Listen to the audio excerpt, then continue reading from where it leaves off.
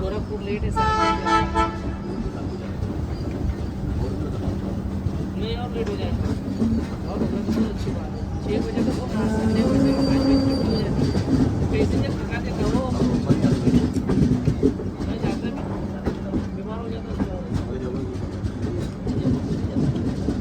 परसों के दिन मुझे थका दिया